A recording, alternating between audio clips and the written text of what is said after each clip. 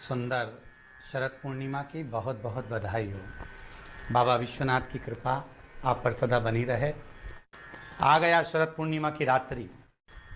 बड़े से बड़ी बीमारियां, बड़े से बड़े रोग, बड़े से बड़े बड़े कष्ट इस शरद पूर्णिमा की रात्रि को छूट जाते हैं। दमे की बीमारी, श्वास की बीमारी, अनिद्रा की बीमारी, रात्रि को जगना, ये सारी बीमारियां शरद पूर्णिमा की रात्रि को अगर व्यक्ति अपने जीवन को सुखमय बनाए, अपने जीवन को आनंदमय बनाए तो सब छूट सकता है। शरद पूर्णिमा की रात्रि को पीपल के पत्ते 5 लेकर उसके ऊपर खीर डालकर रात्रि को खा लेने से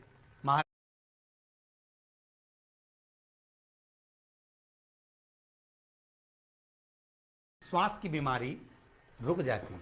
वो बीमारी बढ़ती नहीं है, उससे कष्ट नहीं होता। जिन बच्चों के नेत्र कमजोर होते हैं, रोशनी कमजोर होती है, शरद पूर्णिमा के दिन रात्रि को 12 बजे भगवान चंद्रदेव का दर्शन कराइए। 5 से 7 मिनट तक नयन मिलाएं चंद्रदेव के साथ और बाद में एक पीपल के पत्ते पर खीर जो चंद्र के नीचे रखी हुई है उसी खीर को चटा दीजिए। फिर चंद्र का दर्शन कराओ, फिर खीर को चटा दीजिए। महाराज, नयन की ज्योति बढ़ती है। नींद नहीं आती तो निंद्रा देवी प्रवेश करती है, निंद्रा अच्छी आती है, आनंदित होता है।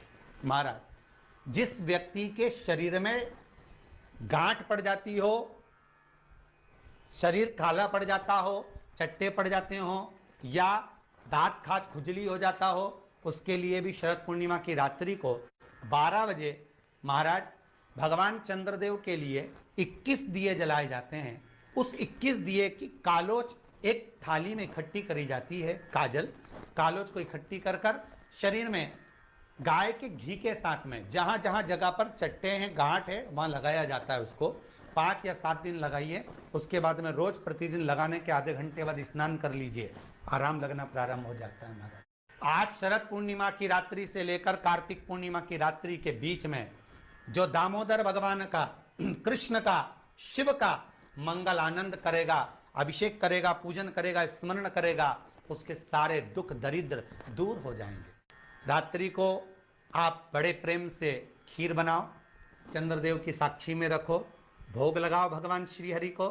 बन सके अगर लक्ष्मी की कमी है, लक्ष्मी नहीं आ रही है, व्यापार नहीं चल रहा है, तकलीफ बहुत ज़्यादा है, घर में कष्ट है, कर्जा ज़्यादा है, तो एक तांबे के कलश के ऊपर, तांबे के कलश में पानी भरना, कटोरी रखना, उस पर लक्ष्मी जी की मूर्ति रखना। लक्ष्मी जी की मूर्ति नहीं हो तो चांदी का सिक्का रखना। उसके सम्मुख में आप 31 दीपक घी के लंबी बाती के जला देना। महाराज, एक एक कमल गट्टा उस 31 दिए के अंदर डाल देना और लक्ष्मी जी का पूजन करना, लक्ष्मी जी का स्मरण करना, खीर का भोग लगाना। पान के पत्ते पर खीर रखना, 5 पत्ते पर खीर का भोग लगाना और माता लक्ष्मी से विनती करना। सुबेरे 4 बजे तक वो रखे रहने देना। सुबह 4 बजे वो उठाना, लक्ष्मी को वापिस तिजोरी में या सिक्का हो तो उसको अलमारी में रख देना। जो खीर बनी है वो प्रसाद के रूप में सुबह 8 बजे, 10 बजे, 9 बजे जब खाना हो प्रेम से पाना। माता, जो दिए लगाए हैं वो ठंडे हो गए होंगे, उनको रखे रहने देना, बाद में काम आते रहेंगे, या दिए विसर्जन करना हो तो आपकी मर्जी है। पर वो मिट्टी के दिए लगेंगे, आटे के दिए नहीं लगेंगे, मिट्टी के दीप लगाना है आपको। 31 घी के दिए लगाना है। लक्ष्मी जी का पूजन करो, कंकु, चावल, हल्दी, मोली से, सब तरह से। शरद पूर्णिमा की रात्रि को सुख मिलेगा, आनंद मिलेगा, लक्ष्मी की वृद्धि होगी, कार्य सिद्धि होगी।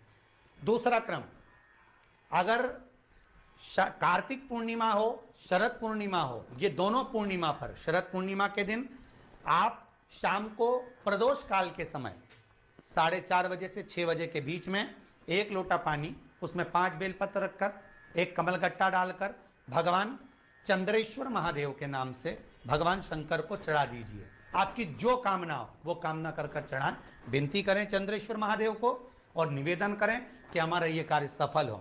केवल शरद पूर्णिमा के दिन चढ़ाइए, कार्तिक पूर्णिमा तक क्या फल मिलता है हमको जरूर बताइए। आज भी शरद पूर्णिमा की रात्रि को और कार्तिक पूर्णिमा की रात्रि को गर्भवती नारी अपनी नाभि पर यदि चंद्र की दृष्टि पड़वा लेती है तो बच्चा विकलांग पैदा नहीं होता है। गर्भ से जो बालक होगा श्रेष्ठ होगा, विद्वान होगा, चतुर होगा, पढ़ने में होशियार होगा।